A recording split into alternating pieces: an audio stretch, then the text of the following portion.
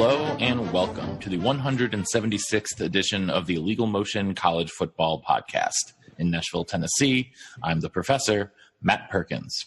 And an onside kick across the Harpeth River from me here in the Music City, it's our own offensive coordinator, the coach, Corey Burton. What's up, guys?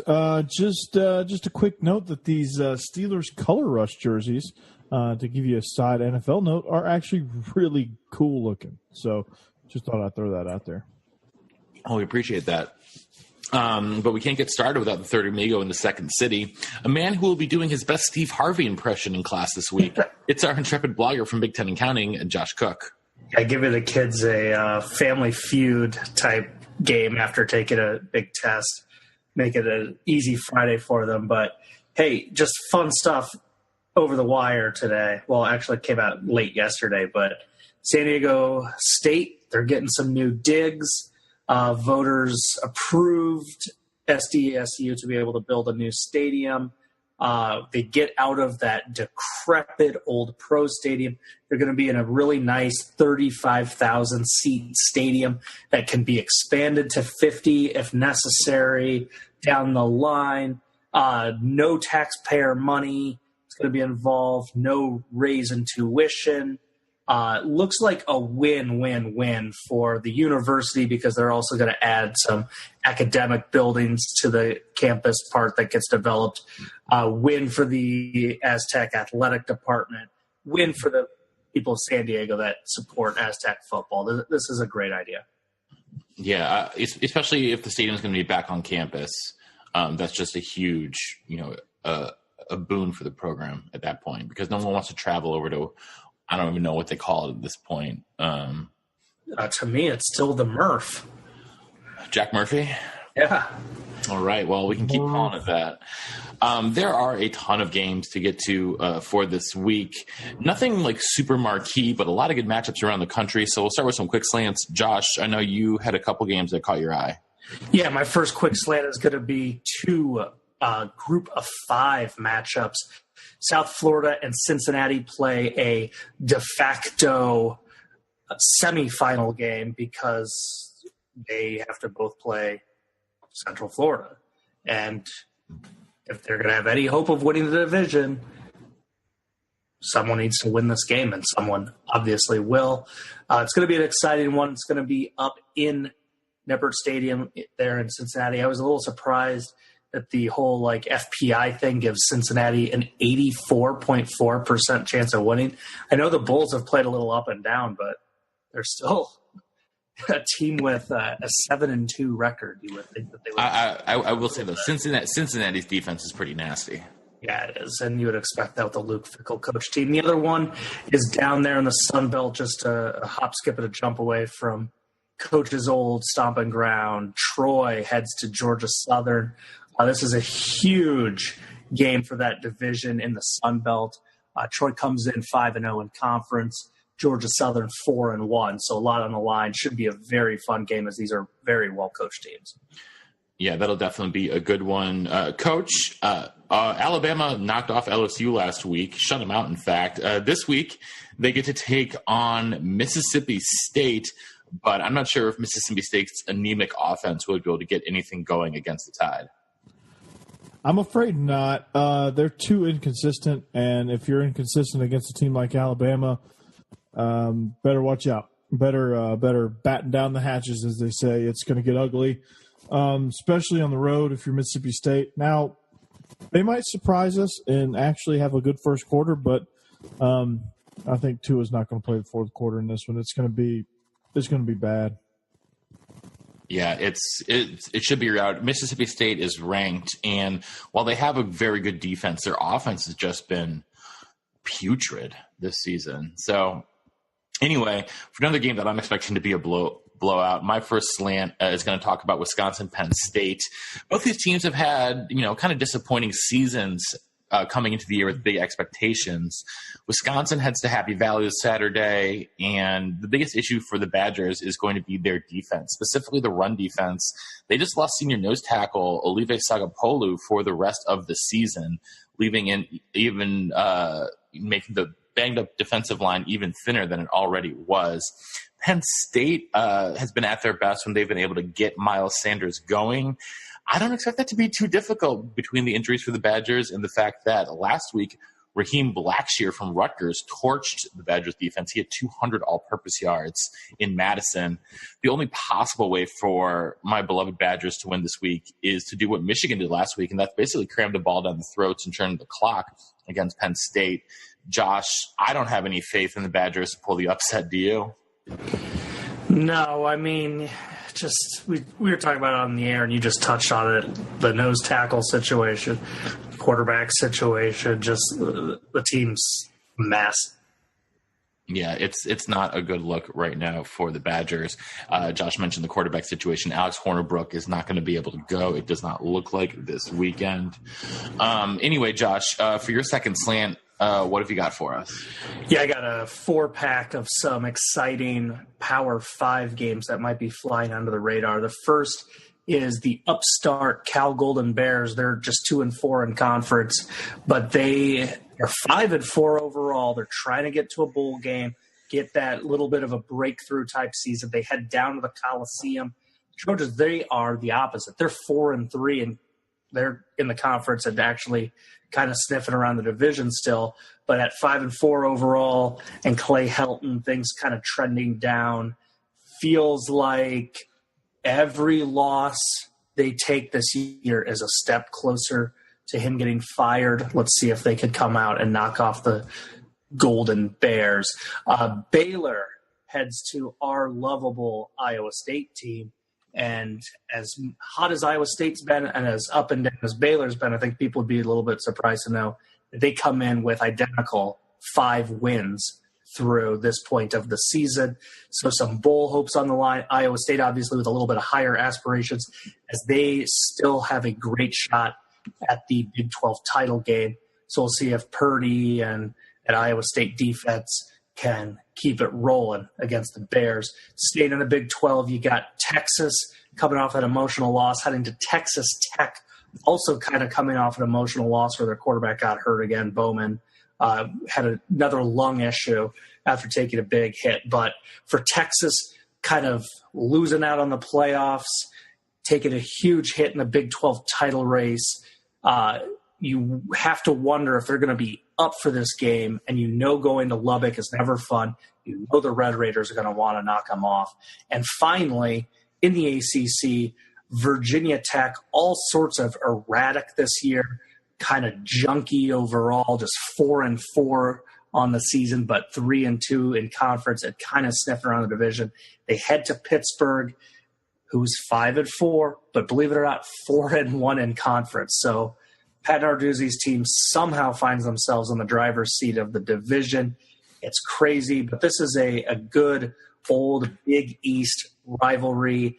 I think we might get to actually see a fun game in this one, despite 2 very odd overall records.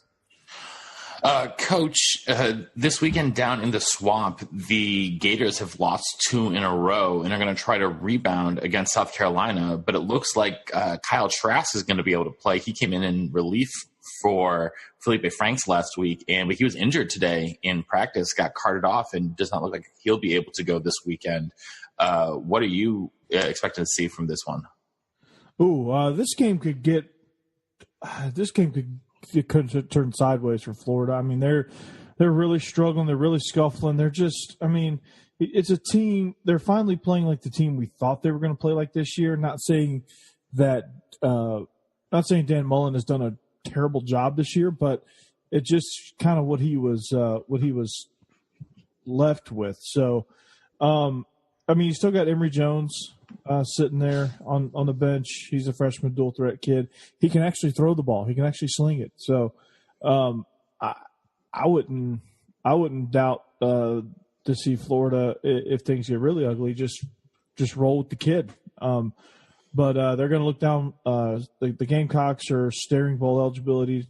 They can lock it up with a win for a third consecutive year under Muschamp, which, seeing where they came from, they kind of fell off the wagon under Spurrier. And so they need to keep bouncing back. But it's one of those things where Jake Bentley, he threw for 363 yards and 2 touchdowns against Ole Miss a week ago, so he's red hot right now. Deebo Samuel's looking to get off against that secondary that's susceptible to the big play in the passing game. So it'll be kind of interesting because both of these teams are kind of like Jekyll and Hyde. You never know what you're going to get out of each of them, and I think that kind of goes with their head coaches' personalities. Both head coaches are not quite wired properly. One of them is a loose cannon, the other one's just a strange dude. So both these teams kind of play like their head coaches' personalities. Freaking emotional roller coaster. So, I mean, Florida could come out, blow out South Carolina. South Carolina could do the same to Florida. It could be an overtime slugfest where nobody really scores anything. It could be a track meet. I mean, this is one of those games where you go in almost expecting anything, really. So this one I'm just going to say buckle your seatbelt.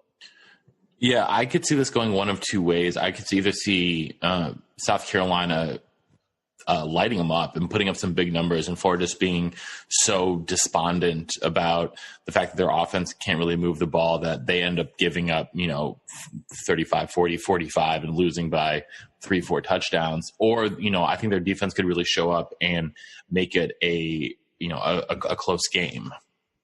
But Josh mentioned one Pac-12 matchup in his earlier slant, and there are two others I want to take a look at as well. The first one that caught my eye is Oregon at Utah. Redshirt freshman Jason Shelley will be making his first career start for the Utes following the broken collarbone to Tyler Huntley. Unfortunately, that's going to knock Huntley out for the rest of the season. Shelley, much more of a dual threat guy than Huntley is. Good scrambler. Arm's a little bit questionable, though, and unfortunately for the Utes, it was when Huntley in the passing game got on track, it really ignited their run in September and October. To make matters worse, it was announced today that leading rusher Zach Moss will also miss at least this weekend's game, if not the rest of the season. I like Oregon in this spot, obviously, just with the injuries on Utah's offense. But that 42-21 win last week over UCLA was a bit deceiving in the final score. They had Oregon had scored 3 touchdowns on 3 very short fields. I think at least 2 of them started inside the UCLA 20. So I still think they have some things to figure out on the defensive side of the ball. Fortunately for them, though, Utah's offense is probably not going to be looking as good this week as it has over the past month and a half. Elsewhere in the conference, Colorado is hoping to play spoiler to number 8 Washington State, who is the Pac-12's last chance for a playoff team. The Buffs have lost 4 in a row. Their defense has been especially porous in the process. They're giving up over 35 points per game over that stretch. On the flip side, the Cougars now have won 5 straight, and they're doing it not only with the typical Pirate-based offense, but they also have a much stouter defense than we're used to seeing. Talked about Tracy Claeys ad nauseum, but he's doing an excellent job with that defense up there on the Palouse. Speaking of that Cougar offense, though, they're up to 5th in efficiency nationally, and a lot of that has to do with Gardner Minshew, who is the focus of our pop quiz. So, gentlemen, take out your number 2 pencils, grab your blue books. Gardner Minshew has joined an elite club this year. He went over 3,000 yards passing in just his team's 8th game of the season.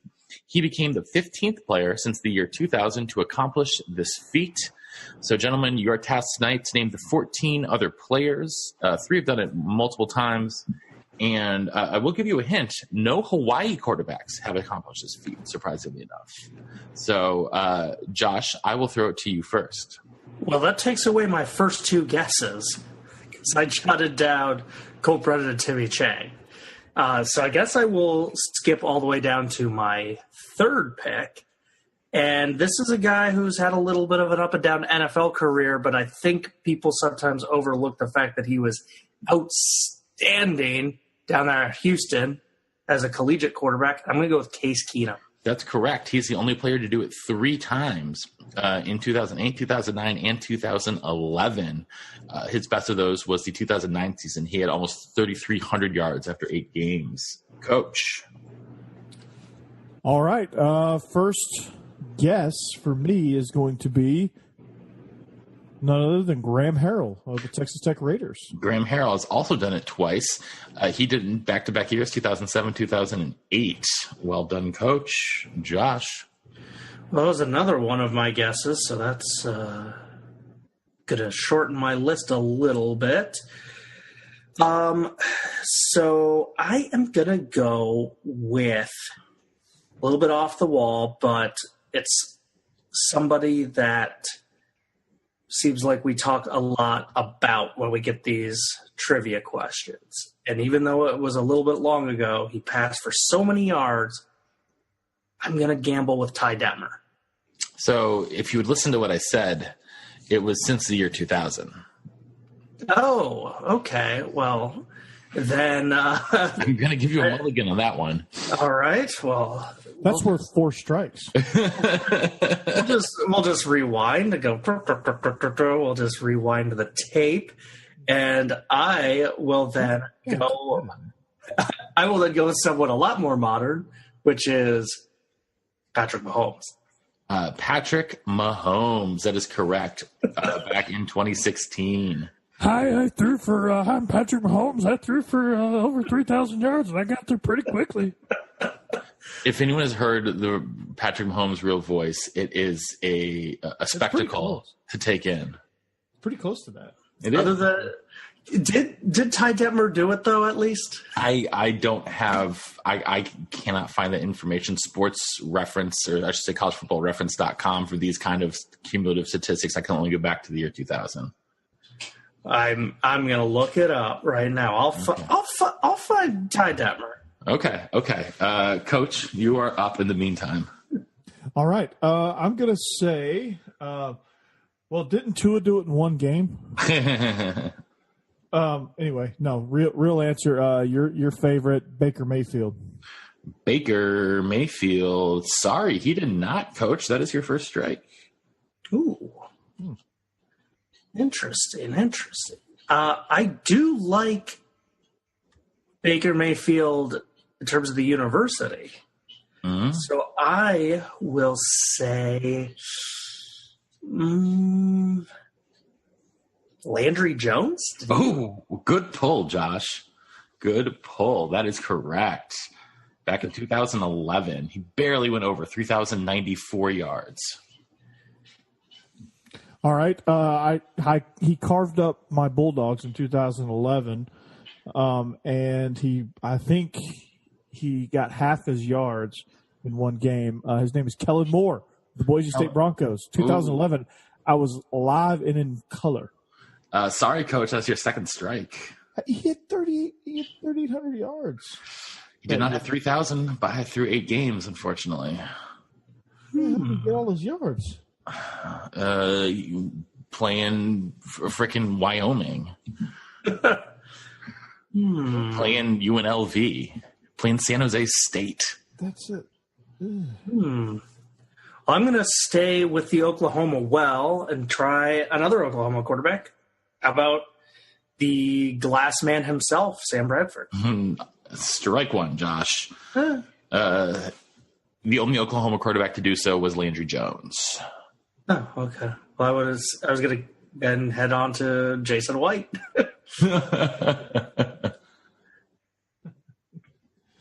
All right. Man, I'm like reeling here. I felt really good about Baker Mayfield and Kellen Moore, but I guess not.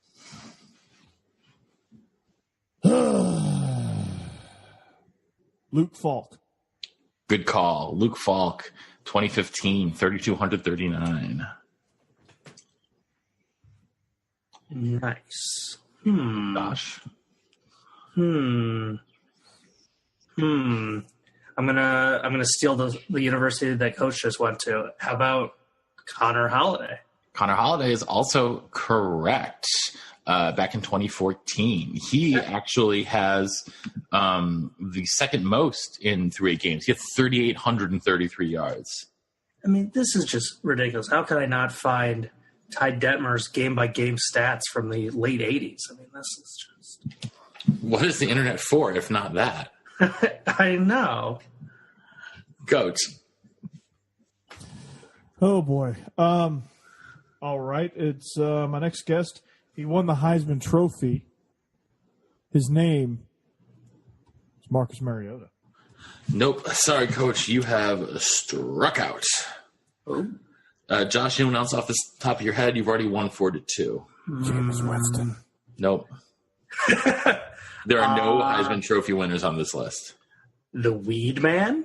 Brandon Whedon. Nope, but there is a Brandon. Oh, is that the kid from Western Kentucky? Brandon Doty, baby. He did it twice, back-to-back seasons. Roethlisberger? Nope. Miami? Nope. I was just thinking about someone who would have gotten to go against some strong. Phillip Rivers. Nope. Eli Manning. No. Joff? Jared Goff? Jared Goff, nope. Guys you were missing, Sonny Cumbie from Texas Tech actually has the record. Sorry, he was too old. No, Sonny Cumbie from 2004. Sorry, he doesn't have the record. Sorry, the different Texas Tech quarterback, B.J. Simons, has the record, 3,914 yards through 8 games. Other players you mixed, Nick Florence from Baylor, Garrett Gilbert, not when he was at Texas, but when he was at SMU, Cody Hodges from Texas Tech as well, Chase Holbrook from New Mexico State, Matt Johnson from Bowling Green, and Sean Mannion from Oregon State. So well done. Coach, you get a gentleman C. Josh, you've got a B+ bordering on A-. Nice. C's get degrees. Yes, they do. All right. So Well, just like, I mean, just doing some arithmetic here. So you have to average 375 yards per game through your first 8 to hit 3,000. yeah. So back in the day, BYU only played 11 game seasons. Mm-hmm. And then plus the bowl. So in 89, in the 12 games that he played, Ty Detmer had 4,560 yards. Mm-hmm. That's putting him in the ballpark. Yeah, it is. 1990, I think he would have had to have done it. Because in all 12 games, he passed for a total of 5,188 yards. Well, unfortunately, I mean, I can go back and find and do the calculations for the next show. Can't do it on top. Just FYI, that season. How about this for a touchdown to interception ratio? 41 touchdowns, 28 interceptions. Wait, 28 interceptions? Really? Yeah. I mean, I believe that's what we refer to as Rutgers numbers. Yeah, but yet they still finished 10-3, 7-1 in conference, and were third in the country in points. Oh, my goodness. Well, I don't think we'll see that many points this weekend between Auburn and Georgia in the Deep South's oldest rivalry. It's going on this weekend in Sanford Stadium. Coach, Auburn, still some pretty impressive guys on their defensive side of the ball, though. How are your Dogs going to scheme around that? Well, they're just going to have to kind of do what they've been doing the last week and a half. When I say week and a half, I mean the second half of the Florida game and the Kentucky game. Just mix up the run and the pass and just keep them off balance. They did a great job of it against Kentucky. They had 2 guys go over 100, as I mentioned in Monday's recap, and they had Jake Fromm just go off as well. And they're just going to have the same kind of game plan and just kind of mix it up and get those guys off balance, take shots when you need them, and then just kind of wear them down defensively. And honestly, they'll probably wear down. Their defense will be exhausted because their offense can't do anything. So. Well, yeah, Josh, I wanted to ask about Auburn's offense because they seem to have at least found a little bit of a ground game now. Yeah, I don't know. I think it's just a matter of time going back up against an elite team. Just Auburn doesn't have it this year, and I'm with Coach. I think the Tigers will be pretty exhausted for being out in the field a whole lot, and I wouldn't be surprised if this one, quite frankly, gets away from Auburn. And in a few days, when we're doing our show on Monday, talking about like how'd this turn into a 100 points for Georgia and how they win by 45. I mean, well, I know that's how Coach hopes it ends up going. But I hope it. I hope that, but I don't think it'll get that ugly. So, do you think that we'll see more Justin Fields this week than we have in the past couple? Yeah, I mean, every time I say yes, he ends up not playing. And anytime I say yeah, he's pretty much done, he ends up going out there and getting a few wildcat runs. So who knows? Yeah, I mean, they used him against Kentucky as like a wildcat quarterback, but I don't think he actually threw the ball, did he? He dropped back once with the intention of throwing, and then he freaked out and tried to run and got sacked. So, yes. All right. Well, let's head then to our other co-host team, Josh. Northwestern is seemingly always a bugaboo for both your Hawkeyes and my Badgers. The Wildcats are in your hometown this week, and how do you think that Nate Stanley and the rest of the offense will fare against that pretty stout Northwestern defense? I guess it comes down to play calling. Great. Brian Ferentz. This is what you want. Yeah, I really think that this Iowa team is, quite frankly, being let down by their coaches. And, you know, we saw it with the Wisconsin loss, not knowing how to field a punt. Saw it with the Penn State game, no offensive points.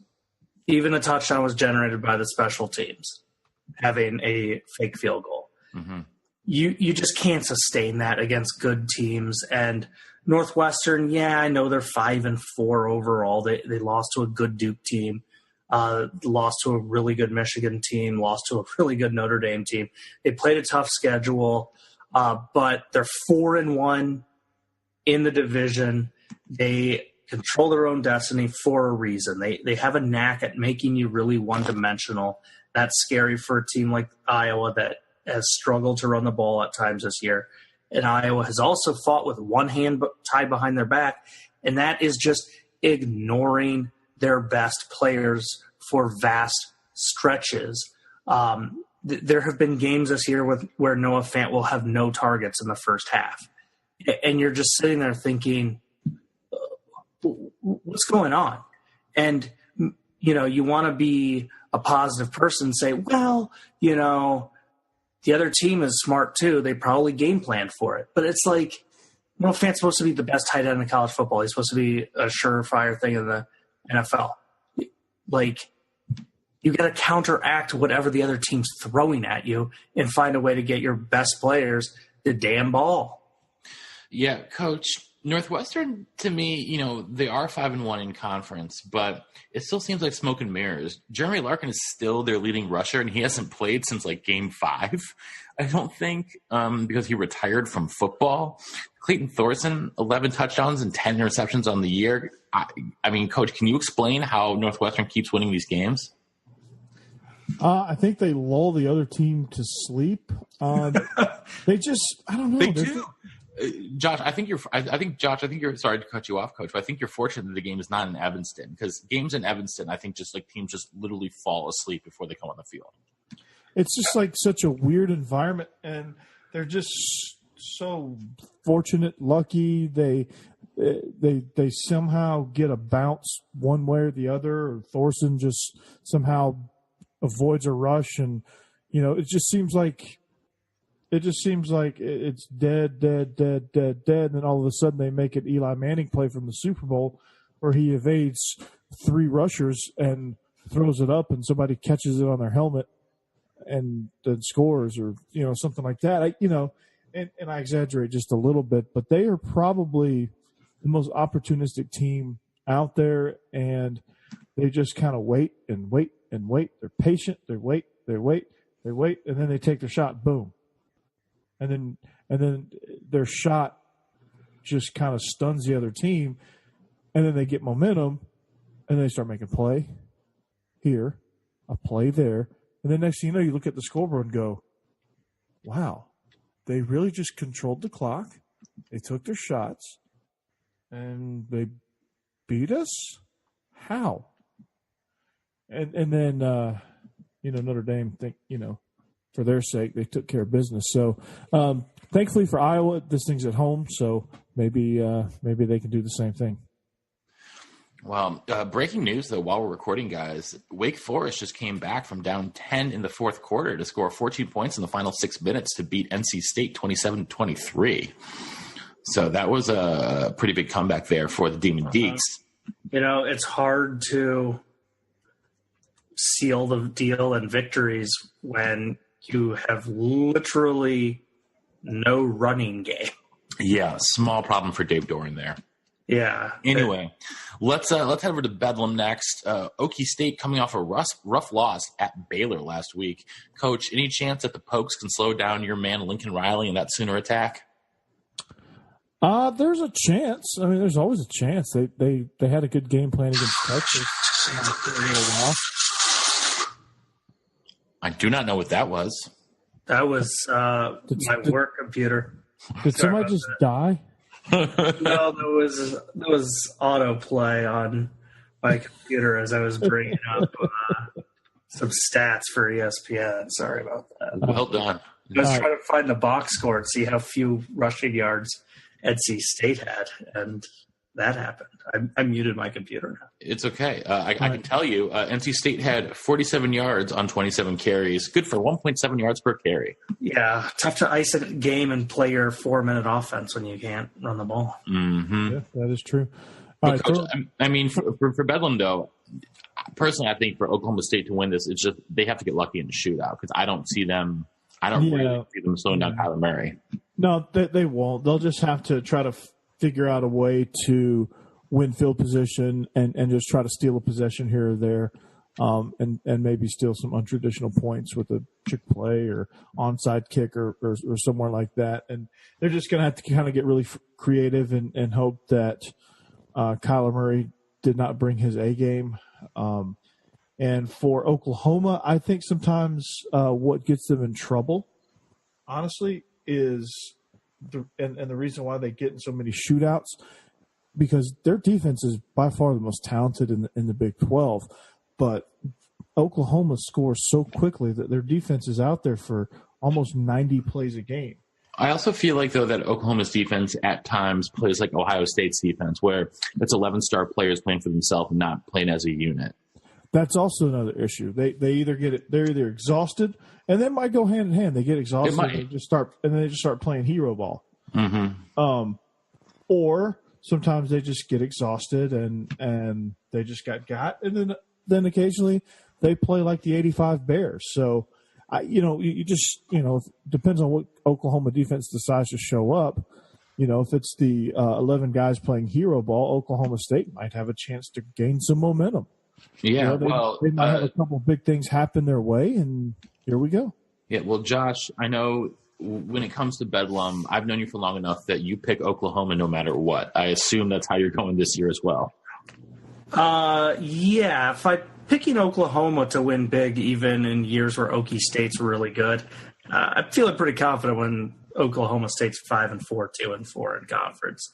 And you mentioned it, Baylor beat them up pretty good last week. I thought Baylor was the more physical team. I thought they were the more imposing team. And that doesn't bode well when it's Matt Rule's second season and Baylor's getting a statement win like that. And so in Norman, I know it's a rivalry. I know goofy things can happen, but I just think that Ruffin McNeil's getting the defensive players to play with at least a little bit more confidence, even if the numbers still haven't improved that much. I think they're just in a better headspace in the locker room and looking like a little bit more confident unit. But, I talked about it for the Auburn game. I think this is another one that could get away from the Pokes. I feel like I'm opposite Desmond Howard. He says every game's going to be close, and I've identified 2 games that I think could be blowouts. Well, a game I think is going to be a blowout, but we'll see. Off of their much closer than expected victory over in Nebraska last week, the Buckeyes are headed to East Lansing. Josh, Sparty's season has not gone quite as planned. Do they have a chance of winning this one? I mean, somehow they're only 3.5-point underdogs. I see Ohio State winning by like 14. I think it comes down to Michigan State's defense, and for all the issues that Michigan State has had, and Michigan State's pass defense has let them down multiple times this year. Mm-hmm. The Northwestern game is probably the best example of that, where Clayton Thorson just shredded them. But for all the issues they've had at aspects of defense, they still come in as the 16th best defense in points against. And I think they're in the top 3 for rush yards allowed. They are. Yeah. They are. And Ohio State struggled to run the ball against Purdue. I know that fourth quarter had all that explosion on offense, which hides the fact that up until that point, Purdue was pulling off the upset because of their defense. It was 21-6 going into that fourth and final quarter. So that's what Michigan State's going to do to have any chance in this game. Is they're going to have their best defensive game of the season, and just a little bit of luck. It happens all the time when you pull an upset. They need to get a non-traditional touchdown because Michigan State's offense is ugly. It's brutal right now. And, Coach, it's going to be worse because their top receiver, Felton Davis, is out for the rest of the season. So do you see, how are they going to possibly move the ball against Ohio State? Well, I don't know. That's going to be a tough deal, but the one thing they have going in their favor, actually, is the weather forecast. I just looked up the weather forecast in East Lansing, Michigan for this weekend. They have a winter weather advisory in effect from 1 a.m. Friday until 7 p.m. On Friday. So it's going to be sloppy, snowy, cold, and they have a natural grass field, so I think it's going to play right into what they want to do. It's going to be a sloppy mess. They're going to just run the ball and try to grind this game down to a nub, and that's kind of, I think, where they're going to get their advantage. I think had it been perfect conditions, Ohio State would probably wipe the floor with them this week. But I think with these bad conditions and Ohio State's knack to get careless with the football at times, I could see this swinging in Minnesota, in Michigan State's favor. So, the 12th man is actually the weather. Ooh, I like that, Coach. I like that. Josh mentioned that, Michigan State's pass defense, and I just think Ohio State is going to have another game where Dwayne Haskins throws the ball 55 times. But if the weather does come into play, that could be a problem for the Buckeyes. Finally, though, game day this weekend is in Chestnut Hill. And the biggest question is the health of A.J. Dillon. Without him on the field, BC has pretty much zero chance. So, Josh, let's flip to the other side of the ball. Do you think that the Eagles in their defense, which has been, pretty solid, like usual, not as great as some other vintage BC teams, but still pretty solid, do you think they'll be able to slow down and contain Travis Etienne? I don't know. That's the tough question. Like you said, it just hasn't been quite as good. But if you want to look at one kind of blueprint game of theirs, I know Miami has fallen off, but a few weeks ago, this was probably the marquee win of the season for Boston College. And in it, they forced 2 takeaways, and they won the turnover margin. And if there's one thing that you need to have an upset, I mean, we talk about it all the time. I cannot think off the top of my head an upset that turnovers haven't played a factor. So BC's defense, they'll have to do some bending. The problem is got to hold Clemson to field goals. They got to get some extra possessions via takeaways because 3 and outs against Clemson is a tough order. Coach mentioned the 12th man of the weather. Boston College needs to have that rowdy crowd. They're right there on top of the stadium. They've gotten some great crowds there at Boston College. They need that energy because without A.J. Dillon, I'm struggling to find a way for BC to pull this off. But, hey, it's at home. You're there's a chance, and it's like Dumb and Dumber. I'm telling them there's a chance. So you're saying there's a chance? I am saying there's a chance. All right, Coach. Do you think there's a chance? I'm not going to be as gracious or as polite as Josh. I think Clemson is on a freaking roll right now, and it's not just Travis Etienne, and that's the problem. Sunshine has got them freaking rolling, man. They put 77 on Motorcycle Dan up there in Louisville, and they are just it's a thing of beauty. And I don't see this thing slowing down too much. And I think BC's going to go, man, we thought they were good, but we didn't know they were this damn good. Sunshine, I think, is going to have a big day. T. Higgins is going to have a big day. Obviously, Travis Etienne's going to have a big day. Tevian Feaster is going to play a good complementary role. That defensive line is going to get off. They're going to shut down BC's run game, and they're going to force them to be one-dimensional. And BC's not going to have much of a chance because Clemson's going to choke them out from the start. Well, Josh mentioned the turnover battle, and BC is 13th in the country in turnover margin this year. They're +8 on the season. So, if they are going to pull off the miraculous upset, they're going to need that to go in their favor.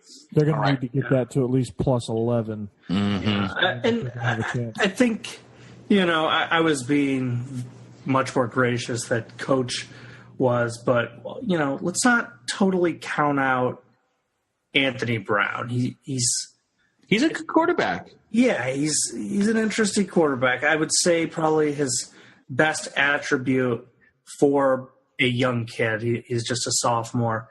He's got a really good touchdown to interception ratio. I know the yards aren't going to wow anybody, but and I don't want to say game manager. I'm avoiding that as much as I can.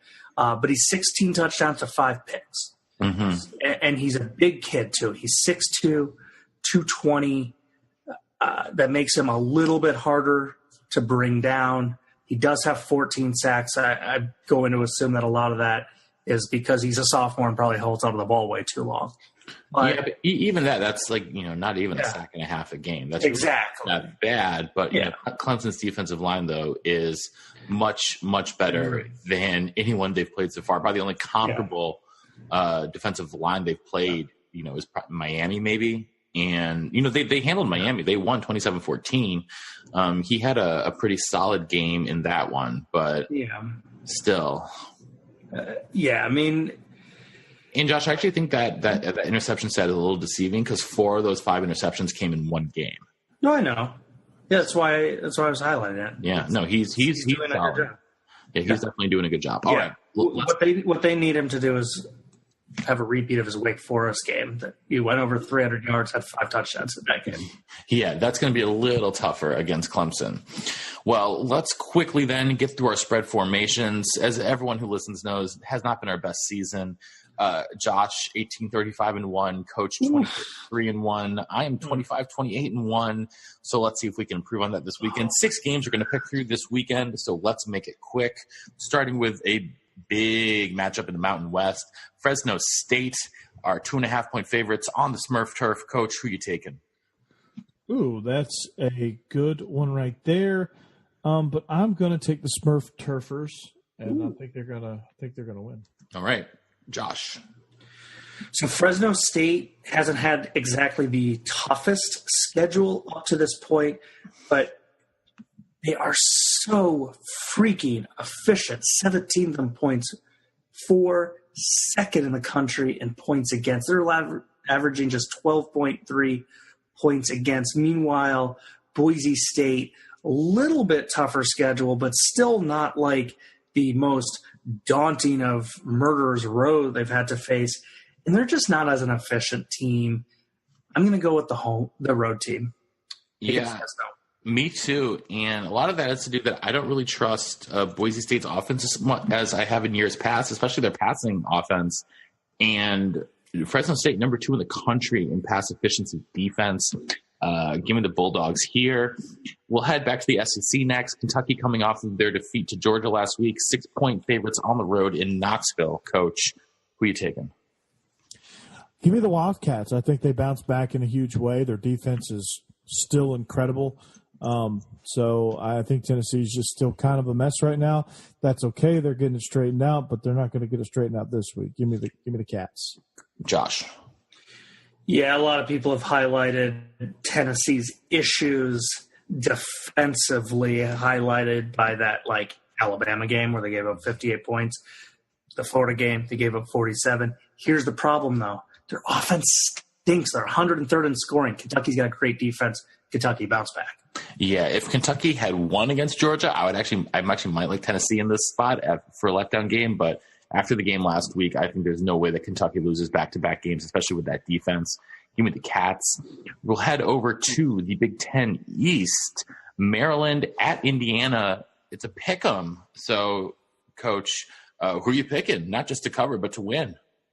Ooh, I like Indiana. I still think they're a quality team, and they're tough out. They're the home team, and that's where they play their best ball. And they've been doing pretty well this year. They almost got Penn State, which doesn't look quite as good of a win. But anytime Indiana can beat Penn State, it's always a quality win in their book. So give me the Hoosiers.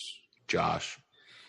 Well, Coach, Indiana may pretend that they play their best football at home. They're 2-2 in terms of where their wins are. 2 on the road, 2 at home.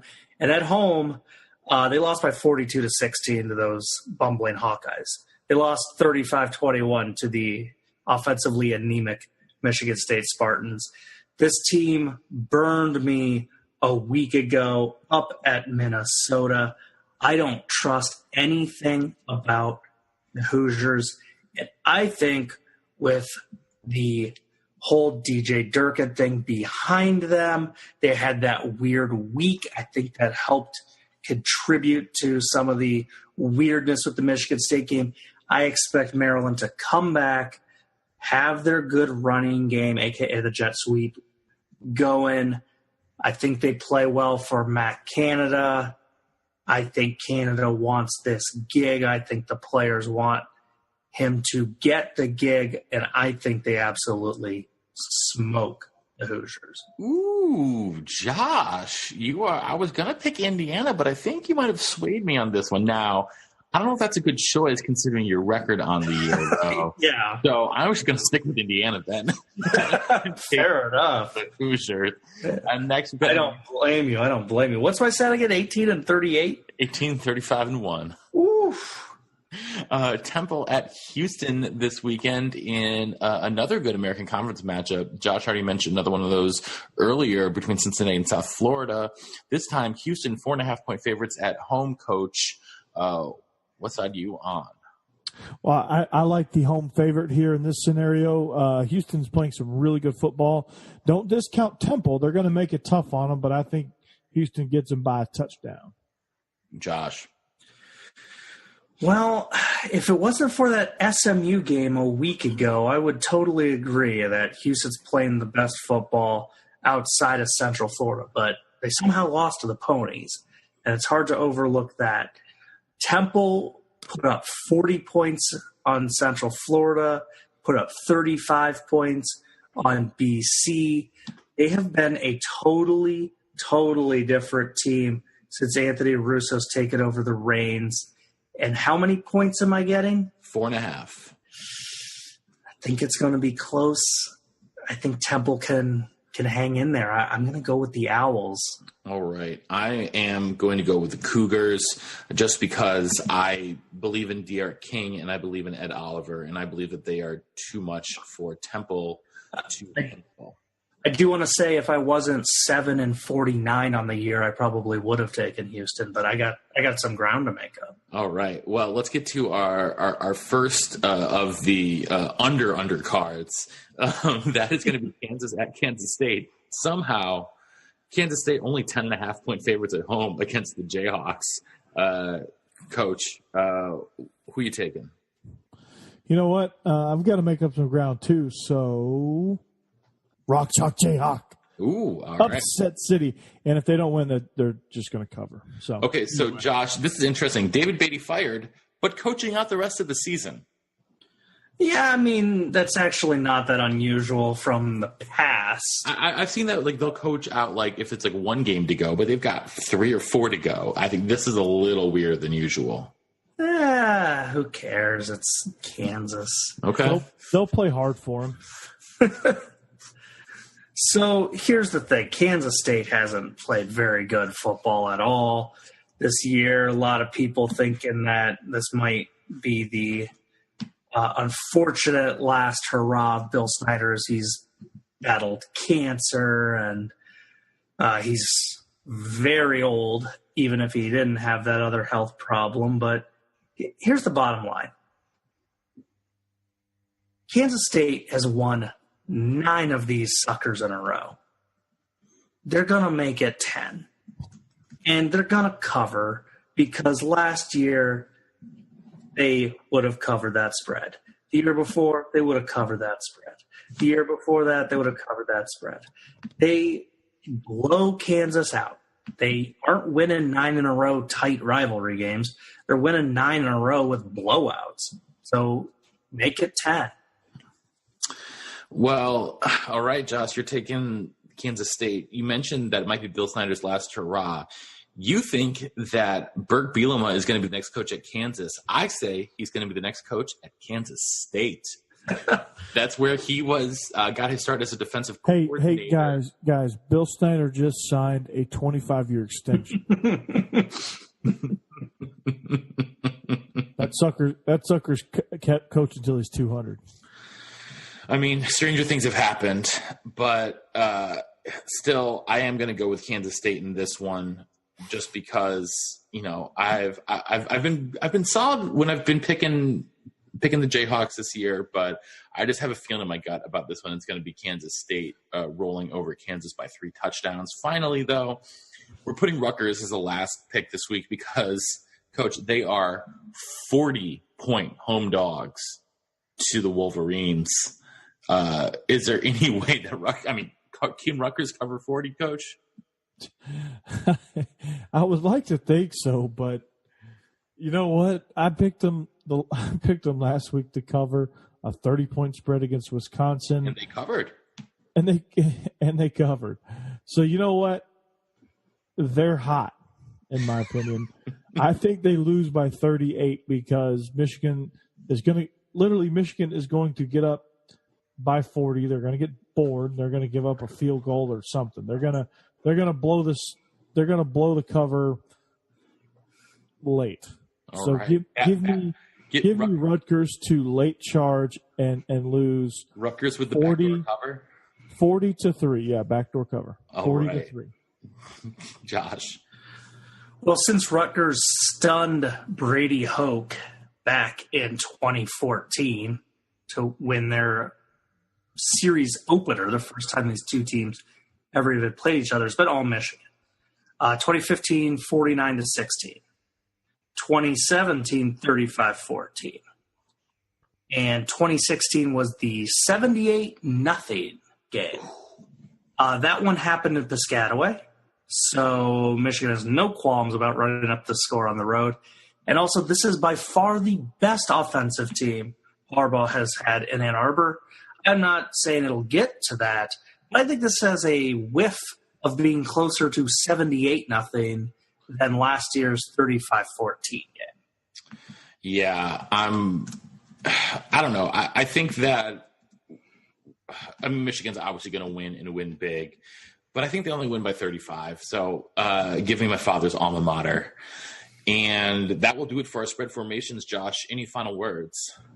Yeah, we buried the lead. So last week, LSU got absolutely embarrassed by Alabama. They lost 29-0, and they couldn't do diddly squat. They had 196 total yards. They had 12 rushing yards. We couldn't do diddly poo. We couldn't move. We couldn't run the ball. We couldn't pass. We couldn't drop back to pass. We just sucked. Exactly. And why does that matter? Well, our lovable Arkansas Razorbacks, they had a week to prepare, They popped in the Laserdisc of Alabama over LSU. They're primed and ready, and they are getting off the schneid this week. Wait, Upset when did they get City. Laserdisc? Upset what? When did they get Laserdisc? They've always had Laserdisc. They went from Betamax to Laserdisc. Oh, It's a state-of-the-art institution. I thought they were still using a reel-to-reel, so I don't know what I was thinking. The bottom line is Arkansas is getting off the schneid, and Coach O is just going to have to eat some crow gumbo. Right. Coach, any final words from you? I'm kind of interested on what you put in crow gumbo. Well, I'm telling you the recipe, but you wouldn't understand the words that are coming out of my mouth. Well, you take a little, like big grill seasoning right there. You know what I'm saying? You take a little andouille sausage, and then you put some onions in there. Oh man, it's gonna be good. Oh yeah. I'm sorry. What did you say, Coach O? Oh, yeah, football. I think that's a good place to end it for the night, gentlemen. So, on behalf of our own offensive coordinator, the coach, Corey Burton, here in the Music City, and our intrepid blogger from Big Ten and Counting, Josh Cook, up there in the Windy City, this is the Professor in Nashville saying so long and see you next time on the Illegal Motion College Football Podcast. Well, I'm gonna go out there Saturday, kill a razorback with my bare hands right there, and put it in my salsa right there. Thanks for listening to the Illegal Motion College Football Podcast.